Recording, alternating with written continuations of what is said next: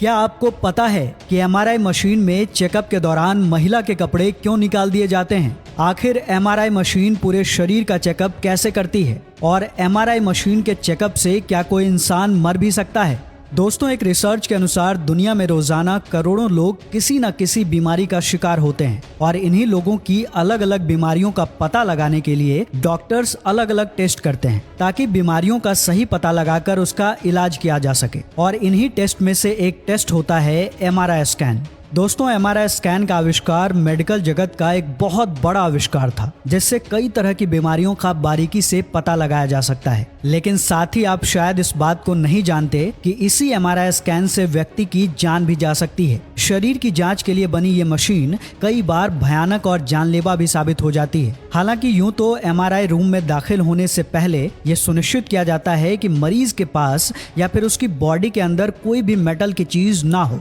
लेकिन कई बार जाने अनजाने में ये गड़बड़ी हो जाती है। यदि एमआरआई स्कैन के दौरान मरीज के शरीर में अगर कोई मेटल यानी धातु की चीज रह जाती है तो ये मरीज के लिए खतरनाक साबित हो सकता है, क्योंकि एमआरआई स्कैन के बीच में इन मेटल्स यानी धातु के टुकड़े को चुंबक बहुत तेज गति से अपनी ओर खींचेगी, जिससे शरीर को बहुत गंभीर चोट पहुंच सकती है, यहाँ तक कि जान भी जा सकती है।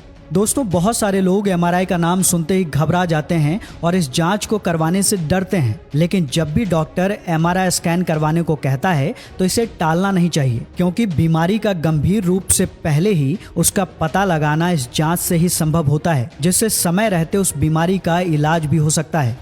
जब एमआरआई स्कैन होता है तो एमआरआई स्कैन के अंदर काफी तेज आवाज निकलती है, जिनसे कभी कभी मरीज को घुटन का एहसास होता है और उसे ऐसा लगने लगता है कि कुछ ही देर में जान चली जाएगी। असल में ऐसा कुछ भी नहीं होता। दरअसल एमआरआई स्कैन के दौरान निकलने वाली आवाज मरीज को किसी तरह का नुकसान नहीं पहुंचाती। एमआरआई का मतलब है मैग्नेटिक रेजोनेंस इमेजिंग स्कैन, जिसमें आमतौर पर 30 से 60 मिनट तक का समय लगता है और इसकी फीस 5,000 से 8,000 तक लगती है। ये फीस और समय इस बात पर निर्भर करते हैं कि शरीर का कौन सा और कितना बड़ा हिस्सा स्कैन किया जाना है, इसकी कितनी तस्वीरें ली जानी है। दोस्तों, एमआरआई स्कैन रेडिएशन के बजाय मैग्नेटिक फील्ड पर काम करता है, इसलिए ये एक्सरे और सीटी स्कैन से अलग है। एमआरआई स्कैन में पूरे शरीर में जहां जहां हाइड्रोजन होता है उसके स्पिन यानी कि घूमने से एक इमेज बनती है। शरीर में 70% पानी होता है, इसलिए हाइड्रोजन स्पिन के जरिए बनी इमेज से शरीर की काफी दिक्कतों का पता लगाया जा सकता है। दिमाग, घुटने, रीढ़ की हड्डी जैसे शरीर के अलग अलग हिस्सों में जहां कहीं भी सॉफ्ट टिश्यू होती है, उनका अगर एमआरआई स्कैन होता है तो हाइड्रोजन स्पिन से इमेज बनने के बाद ये पता लगाया जाता है कि शरीर के उन हिस्सों में कोई दिक्कत है या नहीं, यदि है तो कितनी है। क्या करनी होती है एमआरआई स्कैन से पहले कोई तैयारी?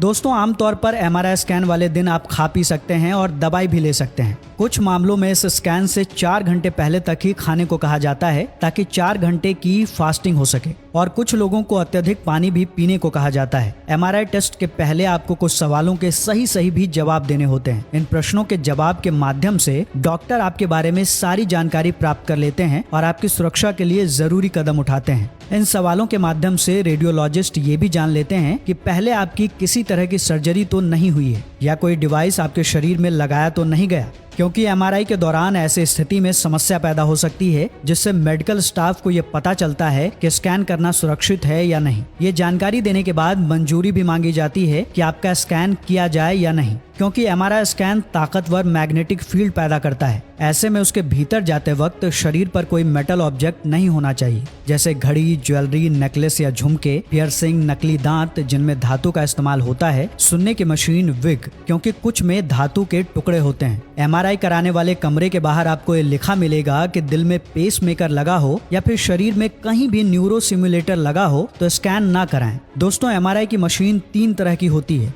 1 टेस्ला, 1.5 टेस्ला और 3 टेस्ला। ये टेस्ला वो यूनिट है जिसमें एमआरआई मशीन की क्षमता को मापा जाता है। 3 टेस्ला यूनिट की क्षमता वाली मशीन लोहे की पूरी अलमारी को अपनी ओर खींचने की ताकत रखता है, यानी मशीन जितनी ज्यादा टेस्ला वाली होगी उतना ही ज्यादा उसका मैग्नेटिक फील्ड होगा। दोस्तों, एमआरआई स्कैनर एक सिलेंडर नुमा मशीन होती है जो दोनों तरफ से खुली होती है। जांच कराने वाले व्यक्ति को मोटराइज्ड बेड पर लेटाया जाता है और लेटाए जाने के बाद बेल्ट से कसकर बांध दिया जाता है। ऐसा इसलिए किया जाता है जिससे मरीज स्कैनिंग के दौरान हिले नहीं। अगर यही एमआरआई टेस्ट छोटे बच्चों का किया जाता है तो उन्हें नींद के टेबलेट या हल्का एनेस्थीसिया दिया जाता है ताकि वो हिले डुले नहीं। कुछ मामलों में शरीर के किसी खास हिस्से जैसे सिर या छाती का फ्रेम भी रखा जाता है। इस फ्रेम में ऐसे रिसीवर होते हैं जो स्कैन के दौरान शरीर की तरफ से जाने वाले सिग्नल रिकॉर्ड करते हैं, जिससे बढ़िया गुणवत्ता वाली तस्वीरें लेने में मदद मिलती है। उसके बाद एमआरआई मशीन आपके शरीर के अंदर एक बेहद शक्तिशाली चुंबकीय क्षेत्र बना देती है। इसके बाद इन तरंगों के माध्यम से कंप्यूटर शरीर के अंदर का नक्शा यानी इमेज तैयार करता है।